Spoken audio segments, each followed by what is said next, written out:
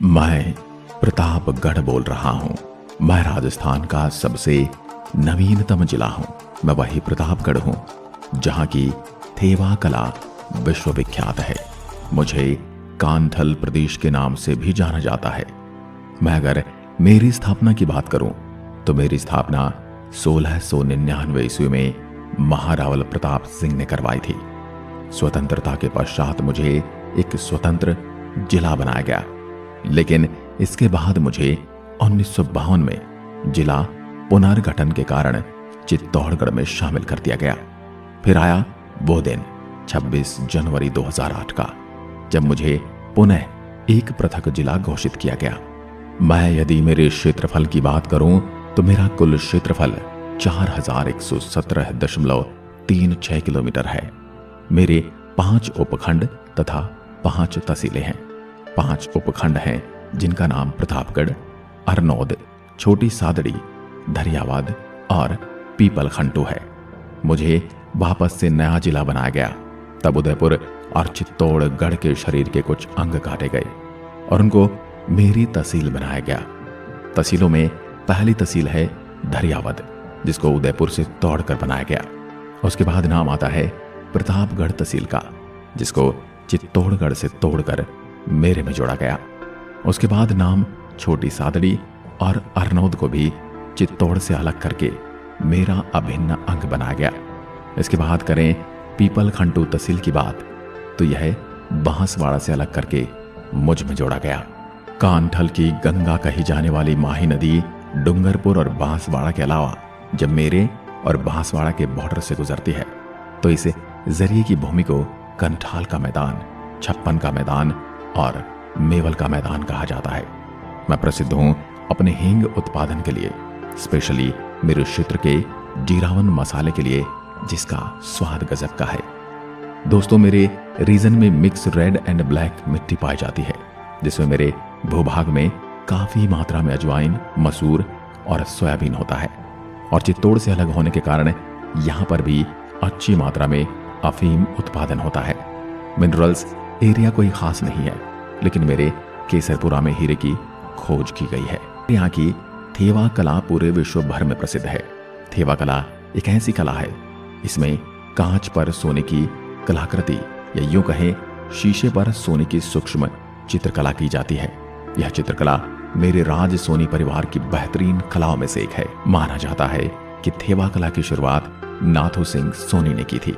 वहीं कुछ विद्वानों का मानना है कि रामायण में भगवान शिव को जिन 64 कलाओं का ज्ञाता बताया गया है, उन्हीं में से थवई कला का आज का थेवा आर्ट भी है। मैं यदि मेरे पर्यटन स्थलों की बात करूं तो सबसे पहले चलते हैं मेरे सीता माता वन्य जीव अभ्यारण्य।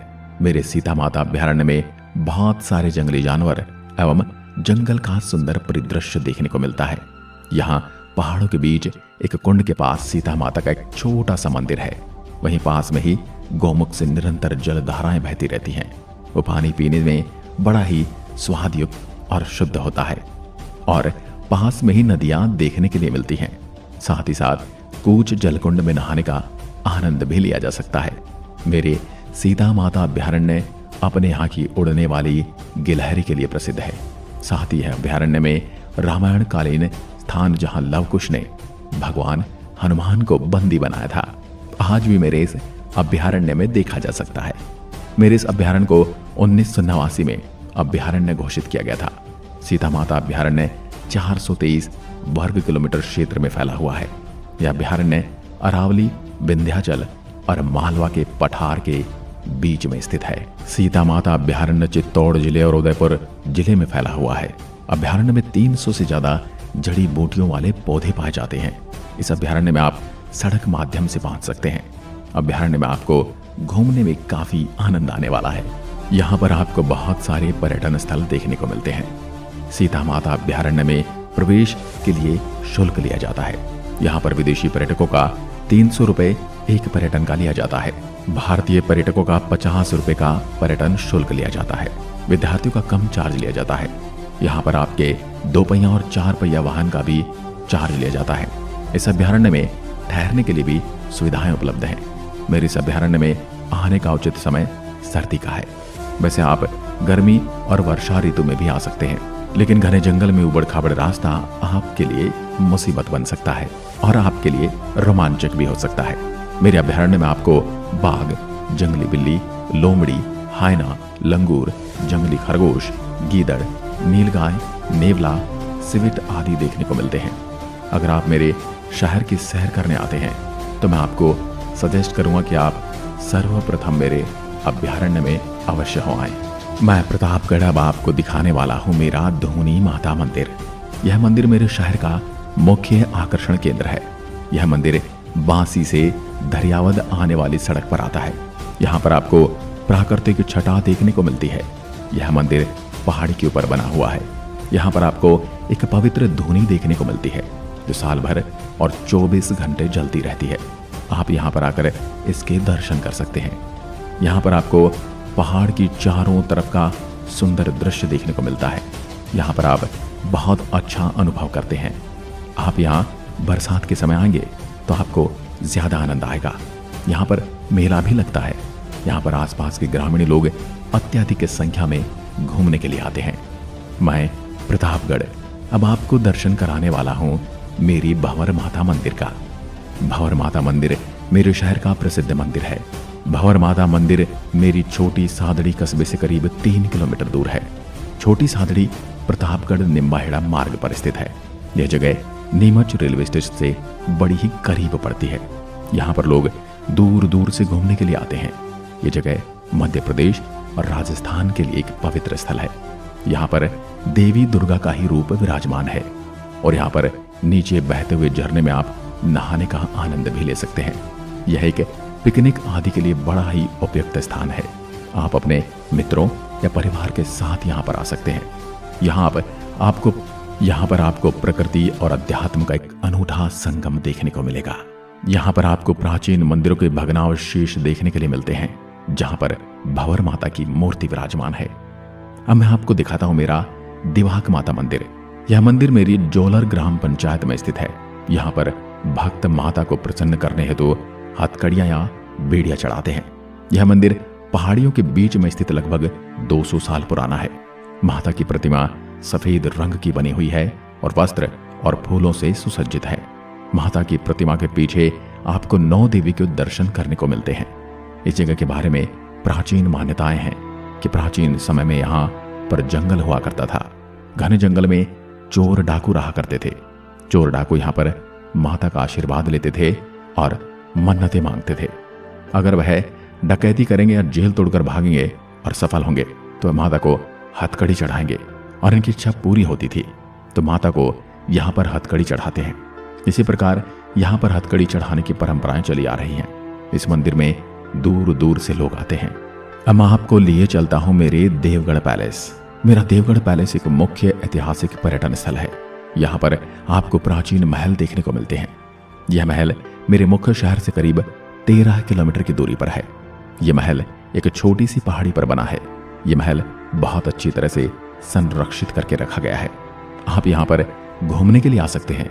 यहाँ पर आपको प्राचीन रघुनाथ जी का मंदिर भी देखने को मिलता है। मैं अब आपको घुमाने वाला हूँ मेरे कांठल के हरिद्वार कहे जाने वाले गौतमेश्वर महादेव मंदिर। गौतमेश्वर महादेव मंदिर मेरे अरनौद कस्बे से करीब 20 किलोमीटर की दूरी पर है। यहाँ पर विराजमान शिवलिंग बहुत बड़ा और अति सुंदर है। इस जगह पर एक बहुत बड़ी गुफा देखने को मिलती है। इस गुफा के अंदर शिवलिंग विराजमान है। यह गुफा पहाड़ों के नीचे बनी हुई है। यह बरसात के समय सुंदर जलप्रपात देखने के लिए मिलता है। यह जगह गौतम ऋषि की तपोस्थली रही है। यहीं पर वो गौ हत्या के पाप से मुक्त हुए थे और उन्होंने यहाँ पर भगवान शिव की तपस्या की और उनको प्रसन्न करके उनसे एक वरदान प्राप्त किया कि जिस तरह मंदाकिनी गंगा कुंड में नहाने से मेरे पाप दूर हुए, उसी तरह आने वाले समय में भी इसमें नहाने वाले सभी जीवों के पापों का शमन हो, उन्हें सद्बुद्धि मिले। इसीलिए इस जगह को गौतमेश्वर महादेव मंदिर के नाम से जाना जाता है। गौतमेश्वर महादेव मंदिर मुख्य रूप से इसलिए प्रसिद्ध है क्योंकि इस जगह के बारे में कहा जाता है कि यहाँ पर आकर आप मंदाकिनी कुंड में स्नान करते हैं तो आपको जीव हत्या के पाप से मुक्ति मिलती है। इसी गुफा के पास ही मंदाकिनी पाप मोचनी गंगा जी कुंड भी स्थित है। इसमें नहाने से सभी पापों से मुक्ति मिलती है। यहाँ एक पहाड़ की परिक्रमा करने पर यहाँ के दर्शन पूर्ण होते हैं और यहाँ पर मात्र 11 रुपए में आपको बाकायदा सर्टिफिकेट दिया जाता है कि आपके पाप धुल चुके हैं। है ना गजब। गौतमेश्वर महादेव को लेकर एक और कथा प्रचलित है जो कि मुगल काल की है। जब भारत में मुगलों का राज था तब हिंदू मंदिरों को बड़ी क्षति पहुंचाई गई थी।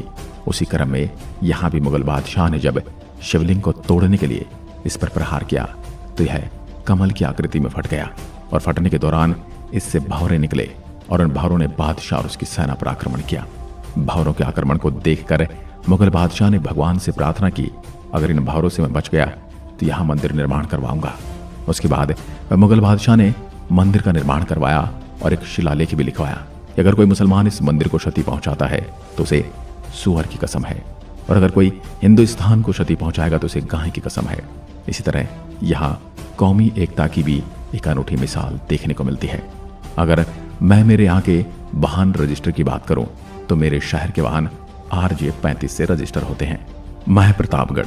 अगर मेरे क्षेत्र की प्रमुख भाषा की बात करूं तो मेरे शहर की मुख्य भाषा मालवी है, जिसे रांगड़ी भी कहा जाता है। अब बात करते हैं जाखम बांध की, जो कि जाखम नदी के ऊपर बना हुआ है। आपको बता दूं ये जाखम नदी पर बना हुआ है और इसी वजह से इसका नाम जाखम बांध है। यह राजस्थान का सबसे ऊंचा और भारत का तीसरा सबसे ऊंचा बांध है। इसका मुख्य उद्देश्य बिजली उत्पादन और सिंचाई करना है। इस परियोजना से प्रतापगढ़, चित्तौड़ और बांसवाड़ा के आदिवासी किसानों को अति लाभ हुआ है। 31 मीटर भराव क्षमता वाले इस बांध से 28,000 हेक्टेयर सिंचित और 30,000 हेक्टेयर असिंचित क्षेत्र में सिंचाई होती है। जाखम बांध धरियावद से 32 किलोमीटर दूर सीता माता वन्य जीव अभ्यारण्य की सीमाओं में बना हुआ है। बांध तथा उसके आसपास कई ऐसे पर्यटन स्थल हैं जिन्हें विकसित कर दिया जाए तो हजारों पर्यटक साल भर वहां आते रहेंगे। लेकिन विधायक, सांसद तथा जनप्रतिनिधियों की अनुशंसा के बाद भी सीता माता अभ्यारण्य का नेशनल पार्क का दर्जा तो दूर, जाखम बांध के आसपास क्षेत्र में विकास के लिए बजट तक मंजूर नहीं हुआ। ऊंची पहुंच वाले लोगों के लिए अत्याधुनिक रेस्ट हाउस जरूर बन गए हैं, जहां आम लोगों का प्रवेश निषेध है। तो दूसरी भाषा में कह सकते हैं कि आम लोगों के लिए ने कुछ नहीं रखा है। बात करें यहाँ बिजली उत्पादन की तो यहाँ पर 350 मेगावाट बिजली पैदा करने की प्रस्ताव ठंडे बस्ते में जा चुका है। जाखम बांध की 3.25 मीटर ऊंची दीवार है, लेकिन गेट अभी तक नहीं लगा है, वरना 1050 MCFT पानी की बढ़ोतरी होती, जो प्रतापगढ़, चित्तौड़गढ़, उदयपुर के कई छोटे छोटे गांवों में पेयजल आपूर्ति के लिए वरदान सिद्ध होता। मेरे यहाँ पर मुस्लिम समुदाय से जुड़े लोगों के लिए एक दरगाह बनी है, जिसे काका साहब की दरगाह भी कहते हैं। इसे कांठल का ताजमहल कहते हैं, क्योंकि यह दिखने में ताजमहल के समान ही प्रतीत होता है। इसे छोटा ताजमहल कहा जा सकता है। मैं अगर राज्य के प्रमुख शहरों से अपनी दूरी की बात करूं तो मैं प्रतापगढ़, चित्तौड़गढ़ से 110 किलोमीटर, बांसवाड़ा से 87 किलोमीटर, उदयपुर से 165 किलोमीटर, जोधपुर से 435 किलोमीटर और राजधानी जयपुर से 418 किलोमीटर की दूरी पर बसा हूं। यदि आप मुझसे मिलने आने की योजना बना रहे हैं तो मैं आपको बता दूं कि मुझसे मिलने के लिए आप सड़क और वायु मार्ग से आ सकते हैं। रेल मार्ग मेरे यहाँ उपलब्ध नहीं है। अगर आप मुझसे मिलने के लिए सड़क मार्ग से आ रहे हैं तो आपको बता दूं कि राज्य के हर जिले से मैं अच्छी तरह से जुड़ा हुआ हूं। मेरे तक आने के लिए हर समय बसें तैयार मिलती हैं। अगर आप मुझसे मिलने के लिए वायु मार्ग से आने वाले हैं तो आपको बता दूं मेरा निकटतम हवाई अड्डा डबोक है, जो मुझसे 145 किलोमीटर की दूरी पर है। मैं प्रतापगढ़ आपको मेरे शहर घूमने हेतु आमंत्रित करता हूं। आज की वीडियो में बस इतना ही। धन्यवाद। जय हिंद, जय भारत।